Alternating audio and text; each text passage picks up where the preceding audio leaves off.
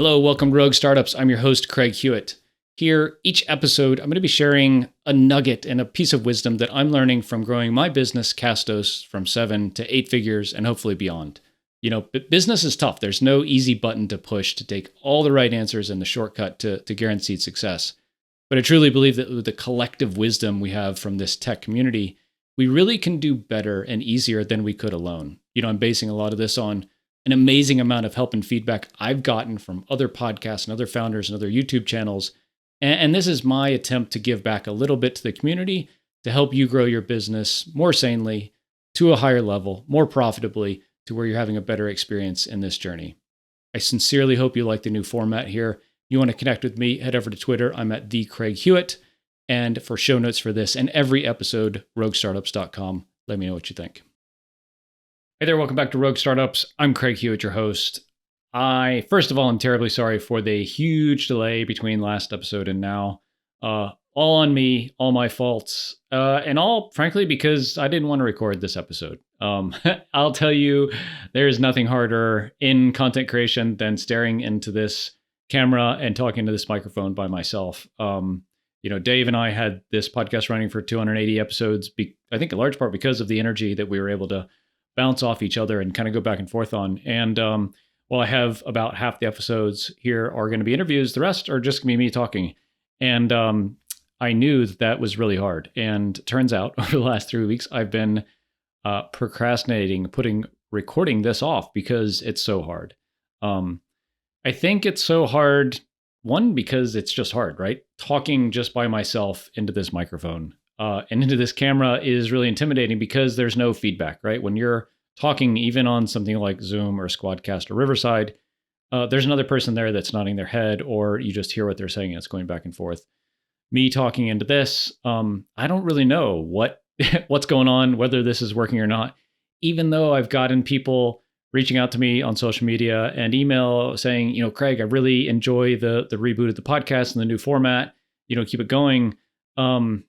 It's just really hard sometimes to know, like, okay, I can turn this on and maybe not have a perfect idea of what I'm going to say, not have perfectly scripted kind of organization to the content, and maybe not even know what the heck I'm going to talk about, which is exactly why I turned the camera on today. I was just motivated and encouraged by a conversation I had as a guest on another show. And I was like, fuck it, man. Like, I'm going to turn this on and I'm going to talk. And I'm just going to tell you what's been going on in my world for the last kind of 3 weeks and the stuff I've been learning, because that's what the show is all about. And I'm sure it's going to suck in parts, and I'm sure it's going to be okay in parts. And I hope that you enjoy that, because I think that's why folks listen to the show, is because they just want to hear about the stuff that's going on in my business life. And so here you go. And And I can promise that I will do this on a more regular basis, because I've kind of just taken some pressure off of myself to know that this medium, this kind of solo monologue thing, is really hard. But that the reason I want to do them is because I have shit I want to say, and I want to say it just me. I don't want to say it weaving this narrative into an interview somehow and creatively coming up with a way to express what I want to get across. But I just want to say it, and I want to say it here plainly. And so here it goes. To be honest, it's not been a great few weeks, and I think that's part of why I didn't want to record an episode, because when I have good shit to talk about, I want to talk about it all the time. And when business is growing and we're hiring and all this kind of stuff is happening, it's really easy to talk and boast about how good we are. I think I talked about this a couple episodes ago, about how we all talk about the good stuff that's happening in our lives and our work lives, and we don't talk about the bad stuff. And so I'm as guilty as anyone else in that I didn't record an episode for 3 weeks because I didn't have a lot of great shit to talk about. And that's lame, right? And that's me being disingenuous. And so I'm sorry. But I'm going to talk about what's been going on and some things I've learned, maybe to turn the not so great into learning lessons so you can avoid those same kind of pitfalls. The first one is with our Castos production service, we were going gangbusters for the early summer. So May and into June, we were closing like several new customers a month, and really like looking at getting into this this concept that we were selling, which is not just like a podcast editing service, but what I consider a media brand. And I think about Castos as a pretty good media brand, right? We have a YouTube channel. We have several podcasts under a network even that we call Castos Originals. We have social media. We have website. We have email, all this kind of stuff, right? Touch all the boxes, right? Tick all the boxes. There are other personal brands, right? You think about someone like Alex Hormozy or whoever, right? These are media brands. So a media brand can be a company or it can be a person. And this is, I was like, hey, this is what we need to sell, not a podcast editing service, because that's the what you do. I want to sell like the dream outcome way over here. And if you're watching on YouTube, my my right hand is way up here off the screen. Not just the kind of input that we give, but the result that we have for a customer in creating a media brand for their company or for them as a person. So worked with a copywriter, love the copywriter, really good copy. Launched the page and fucking crickets, right? Went from a handful of booked calls a week to zero, and went from closing a couple customers a month to not closing any customers for the last like 2 months. Gave this a good amount of time to kind of marinate. We split tested it a little bit. And I think what ended up happening, and the lesson I'm taking away from this, is we were too far ahead of where customers were thinking. Because somebody would come to our page probably because they were searching podcast editing service, and we rank pretty well, and we're in a bunch of listicles around that. And they wanted podcast editing service.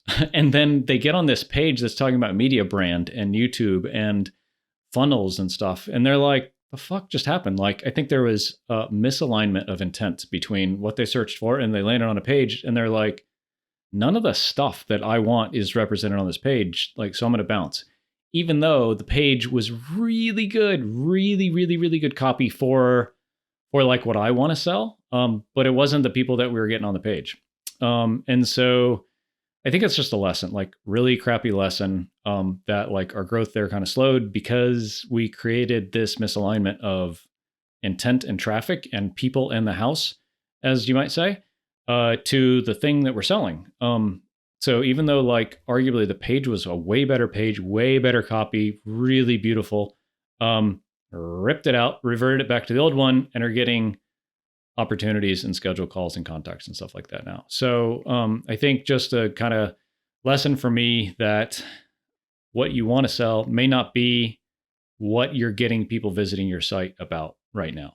And you want to make sure those are aligned. That's the lesson that I learned here. So while the new version of our page was in all accounts like way better, it performed poorer because the people that were getting to come in there were not expecting that. And they got there and they were probably like, the fuck, like this is not what I want.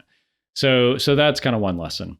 And the other lesson is kind of more around the hosting side of our business at Castos, which is we have spent a lot of our marketing energy on content marketing. And I'll use the umbrella of like on-site written SEO inbound marketing content as the definition for this for now.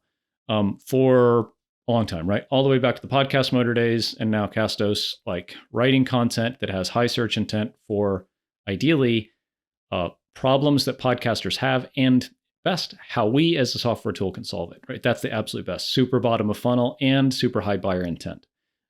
And I think we just have done that, like that's just kind of where I am, is like, there's only so much that you can write about on a topic before the stuff that you write about has less impact on the business. So I'll give a specific, for example, and then you can kind of translate this into your world maybe.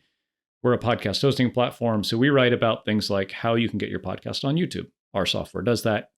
People that get there say, "Ooh, cool, Castos can help me get my podcast on YouTube. Great, I'm going to sign up." Same for Spotify, right? Castos helps you automatically connect your podcast to Spotify. If you're just starting a podcast, Spotify now is the biggest listening platform out there. Cool, great. We've written all those, right? And a lot of those rank really well because we've spent a lot of time and energy on them. At this point, we're kind of like, there's not a lot of other opportunities for us to write really bottom of funnel, really high buyer intent pieces.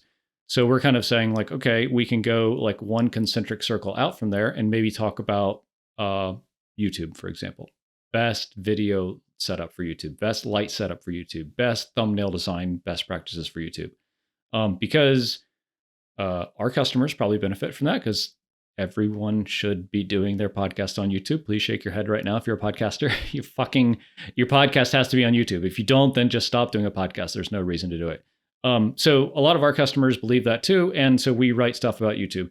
But we're not a YouTube tool, and there's no tool for YouTube really. It's just fucking do it and do a really good job. YouTube is the tool and the platform and the hosting and the distribution and the monetization. That's why it's so great.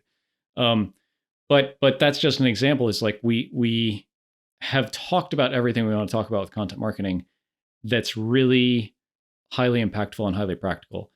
And so we had a decision as like, hey, do we go way outside that now and start talking about ancillary stuff that maybe doesn't apply so much just to get traffic, but probably not much of it's going to convert? Or do we say, well, are we going to roll up our sleeves and kind of like find a whole new customer acquisition motion?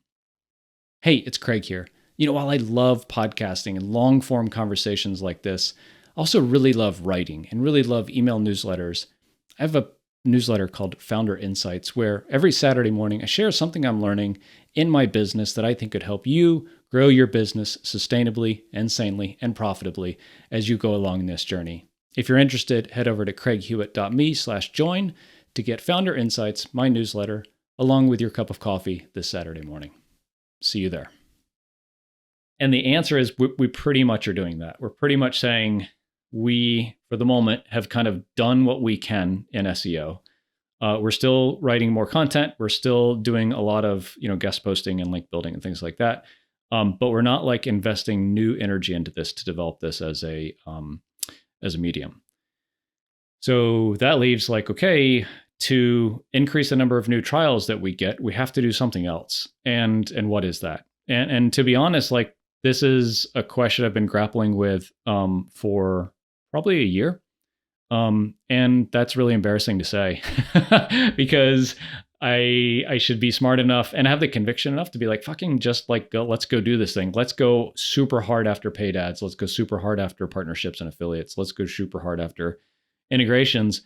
And I think the reality is, and I'm just going to make excuses here because I still don't have an answer really, is all of those things probably can work, right? All of those things probably can be the thing to take us and double our new trials in the next few months. If I had the guts to say 6 of my 8 hours a day are focused on this thing and the rest is kind of running the business and managing the team.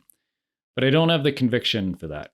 And I'm okay like admitting that because that's the reality. And that's the kind of show that I hope to have here is one where I'm just not fluffing up everything and sharing only the good stuff with y'all.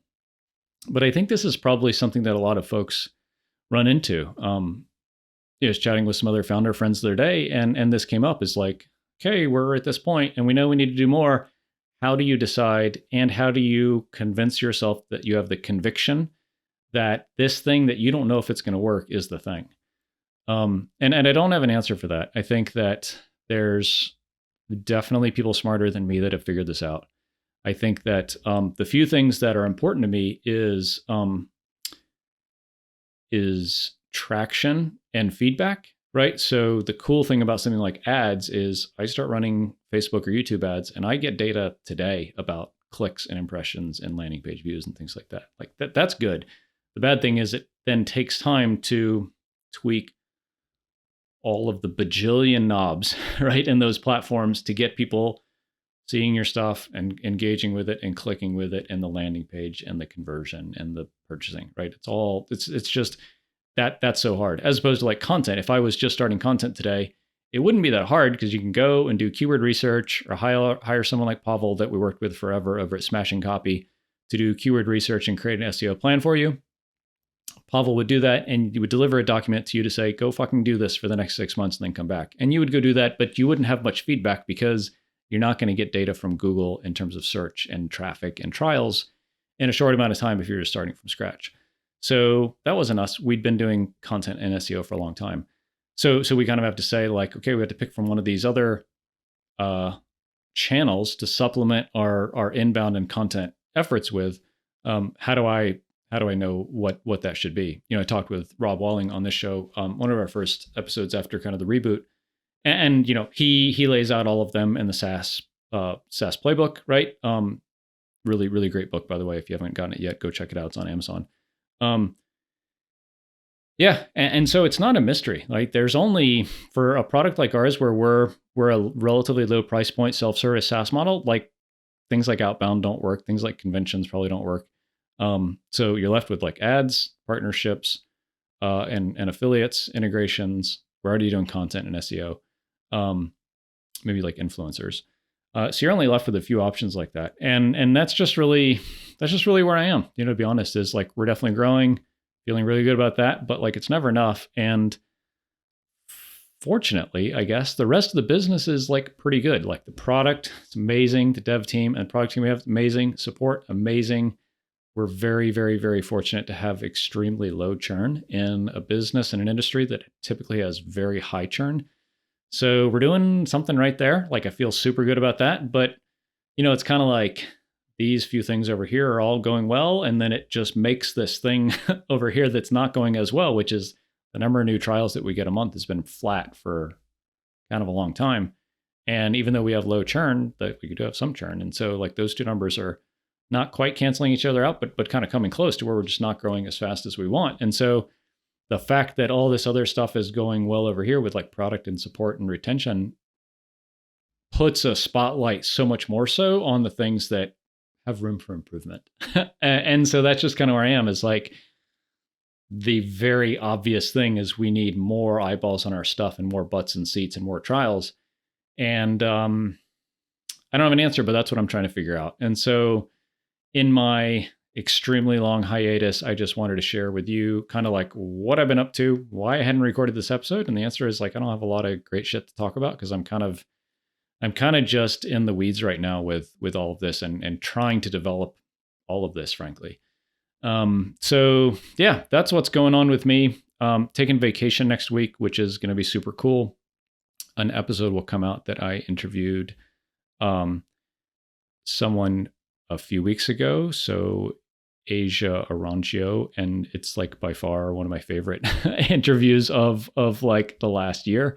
So definitely stay tuned for the episode with Asia coming out in a couple weeks.